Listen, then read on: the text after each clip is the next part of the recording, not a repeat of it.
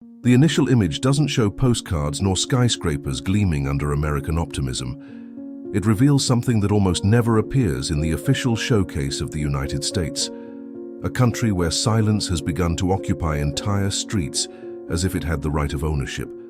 There are no crowds, no hurry, no promise, just avenues too long to be so empty, intersections where time seems to have stopped, and facades that insist on keeping their lights on to disguise the fact that no one is there anymore to see them. It's an America off script, a tired America, trying to hide its own wounds behind a curtain of artificial brilliance.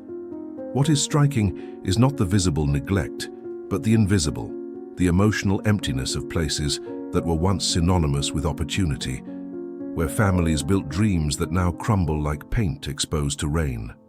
The streets seem to hold too many unanswered questions, as if each closed door carried an interrupted story.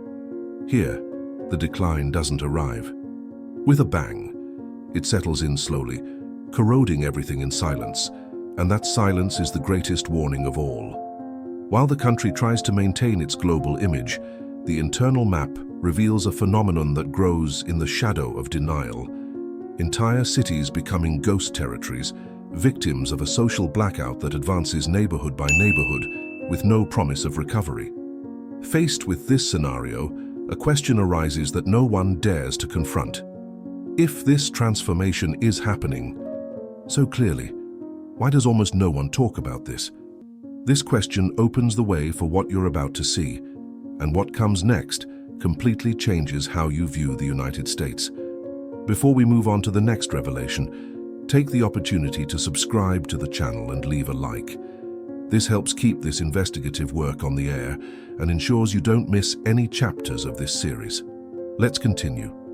The symptom of American collapse is not revealed through spectacular events, but rather by the accumulation of small silences where there was once constant movement. In several cities, the first evidence of transformation occurs when traditional businesses close their doors without warning, leaving behind facades covered with "for rent" signs that remain uninterested for months. Then public transportation reduces its schedules, not because of strategic planning, but simply because there are no longer enough passengers to justify the routes. The flow that once sustained urban life dissolves almost imperceptibly, creating the feeling that the city has lost its practical utility. Walking through the streets of these places gives the impression of traversing a set designed for a post-apocalyptic film, where each abandoned building functions as a silent reminder that something went wrong long before any crisis reached the headlines. The demographic decline becomes even more evident when schools begin to merge classes due to a lack of students, or when hospitals operate with reduced staff due to low demand and high maintenance costs. The absence of children playing in parks and the lack of elderly people walking on sidewalks once frequented by generations creates an atmosphere of total stagnation, as if life had intentionally abandoned these spaces. In entire neighborhoods, darkened windows replace the nighttime glow of inhabited homes, while streets that once concentrated middle-class families now exhibit only the hollow sound of isolated footsteps. This is not just a temporary reduction in residents, but the gradual formation of pockets of emptiness that expand each year. Population exodus results not only from economic difficulties, but from a growing feeling of insecurity, abandonment, and detachment. When the community itself ceases to believe in the future, the territory loses its capacity to retain hope, and it is at this stage that collapse becomes irreversible. Given this reality, an inevitable question arises. In your opinion, what is destroying these cities more rapidly, the economy or the system itself? Comment below. The transformation of these cities into ghost towns is not solely the result of unfavorable economic cycles, but a combination of structural decisions made over decades that favored large conglomerates while weakening entire communities. The process begins with the gradual withdrawal of industries that, seeking to reduce operating costs, migrate their operations to states with lower taxes or to other countries, where labor is cheaper. This movement, often celebrated by investors, generates devastating effects on the localities that depended exclusively on these jobs, creating an economic vacuum that can hardly be filled by small local businesses. The absence of effective government initiatives to reverse this scenario only intensifies the abandonment, allowing the deterioration to become permanent. In addition, inconsistent public policies reinforce regional inequality and render some areas virtually invisible within national planning.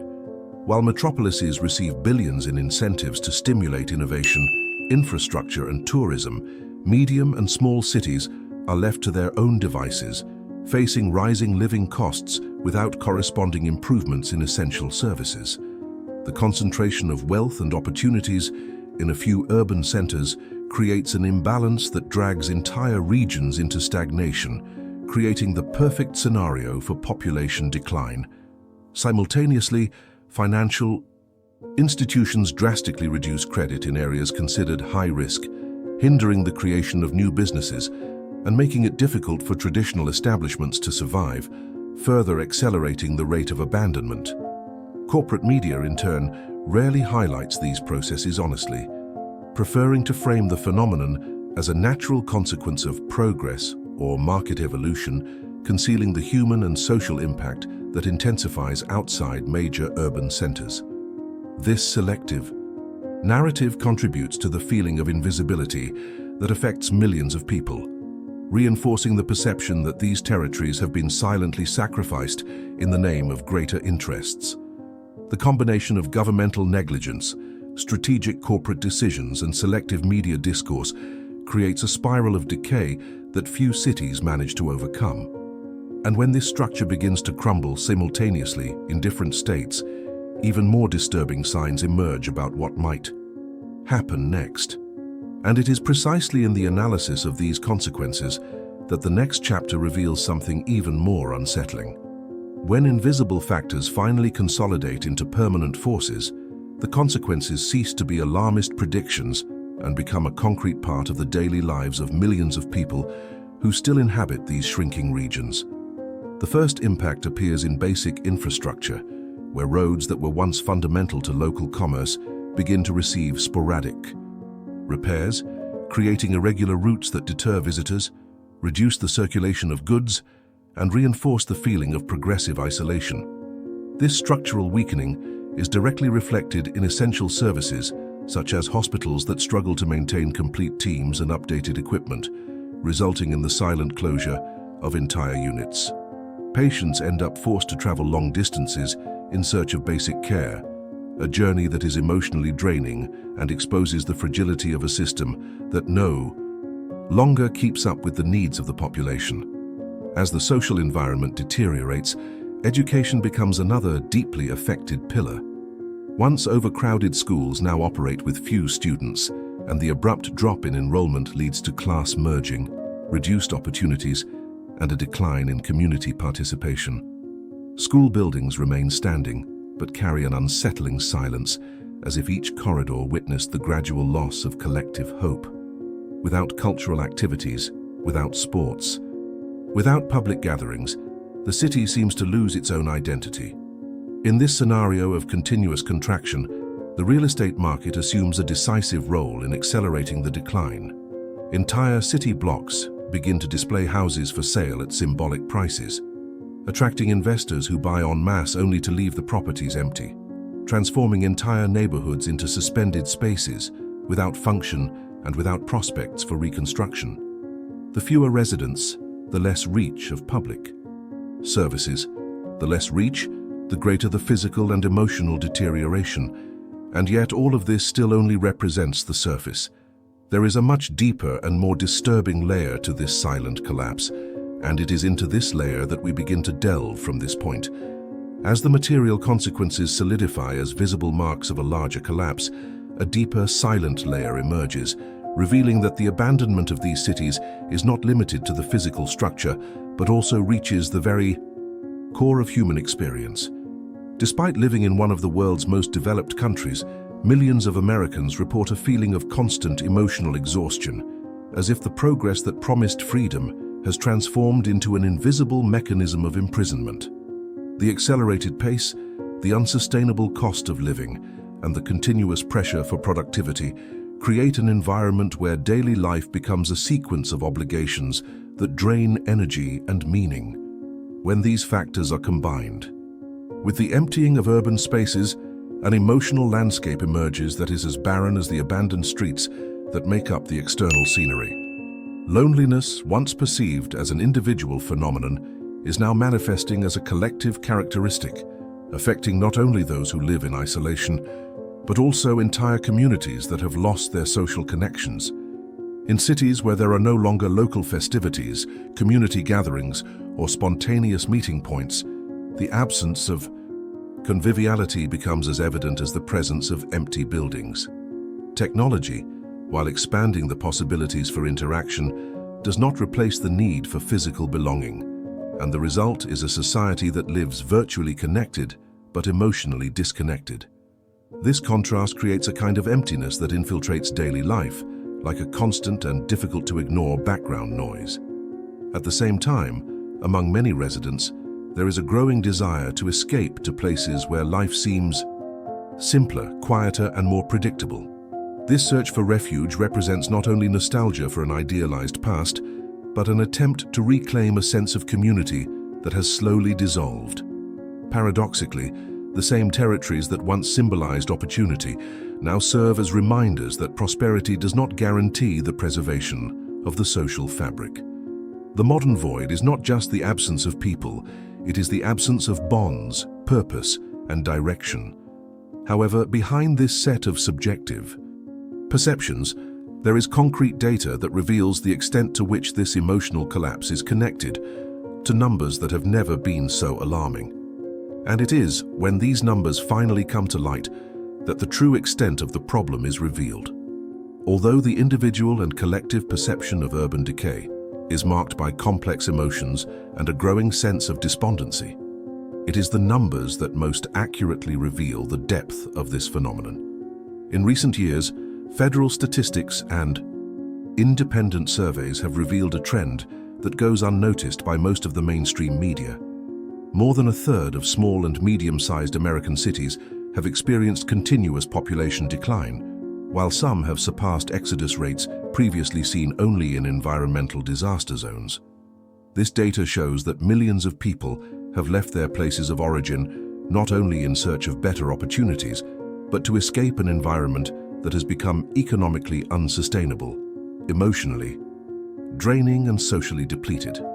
Another alarming indicator lies in the growing indebtedness of the population, which is reaching levels equivalent to, and in some states exceeding, those recorded during the Great Depression.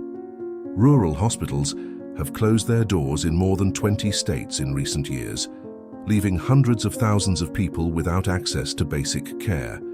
Simultaneously, the demand for food banks has increased so significantly that several charities report being unable to meet the demand, even with record donations. This combination of statistical factors exposes not only an economic collapse, but a structural breakdown that compromises the daily survival of entire cities. Despite the seriousness of these numbers, there is an even more disturbing dimension, related not only to the present, but to what is approaching with increasing speed. And it is precisely by observing this horizon that the next stage reveals an even more unsettling scenario. As statistics reveal the structural fragility silently spreading across the United States, it becomes impossible to ignore the projections that experts in demography, economics, and infrastructure have been presenting. These predictions do not describe a distant or hypothetical future, but an ongoing process that advances with the same relentless slowness of inevitable decay. What once seemed like the isolated decline of small communities now reveals itself as part of a broader movement where metropolises, considered solid, are beginning to exhibit similar signs of saturation, extreme inequality, and increasingly difficult to manage tensions. The growth of the homeless population in urban centers, coupled with the increase in degraded areas and the inability of authorities to respond to all crises simultaneously, shows that the phenomenon is no longer restricted to rural or forgotten regions, but infiltrates the backbone of large cities. However, the most disturbing aspect of these predictions lies not only in the infrastructure that could collapse, but in the human impact this process unleashes. When essential services weaken, when public safety becomes unpredictable, and when the community fabric ceases to exist, entire populations begin to live in a state of constant alert, as if a definitive rupture could occur at any moment. Economic instability, combined with the loss of social ties and the emotional deterioration that accompanies this scenario, creates an environment where fear becomes permanent, and where decisions previously considered extreme are now seen as viable survival alternatives. This convergence of factors suggests that the country may be heading towards a point where the emptying of cities, social polarization, and the erosion of institutions will form such a profound cycle that reversing this process will require more than public policies or financial investments. It will demand the reconstruction of a collective identity that currently appears fragmented. And when this fragmentation becomes visible in different regions simultaneously, it gives the impression that the country is entering a decisive phase, where every decision made could determine not only what will be rebuilt, but what will be definitively lost. And just when this realization becomes inevitable, one last reflection imposes itself as the most uncomfortable of all. Because there's a question no one wants to ask, and it completely changes how we see everything that happens next. When a country faces such evident signs of fragmentation, it becomes inevitable to question not only the external factors shaping this scenario, but also the human dimension that is slowly lost amidst statistics, predictions, and official discourse. The silent disappearance of so many cities, accompanied by the erosion of community ties and a growing sense of helplessness, reveals that the collapse is not only economic or structural, but also symbolic. Each abandoned neighborhood, each closed school, and each empty street serves as a reminder that a nation's strength lies not only in its numbers, but in its capacity to preserve the sense of belonging that shapes daily life. When this sense of belonging dissolves, collective existence loses its backbone, and society begins to walk among invisible ruins that advance with the same force as the crises shaping the present. This process doesn't happen abruptly or dramatically. It takes hold gradually, like a shadow that spreads silently, and over time covers entire territories without most people noticing. Decay isn't just manifested in the collapse of buildings or the loss of residents, but in the silent transformation of places that were once full of stories, encounters, and expectations, and which now become settings where the past seems more real than the present itself. In many of these places, what remains is not physical emptiness, but the echo of what once existed, as if the city was still trying to whisper memories of a time when there was purpose. The true impact of this collapse, therefore, lies not in the disappearance of structures, but in the perception that something essential is being erased from collective memory. Observing this reality, a question arises that few dare to confront. Are these cities disappearing prematurely, or are we the ones who failed to see them while there was still time? This doubt, laden with melancholy and reflection, invites the viewer to look beyond the statistics and recognize that the fate of these territories is, to some extent, a mirror of the path the country is taking without admitting it. And if this analysis has sparked thoughts that you believe need to be heard, subscribe to the channel now to follow the next chapters of this investigation. Your participation is what keeps the search for answers alive.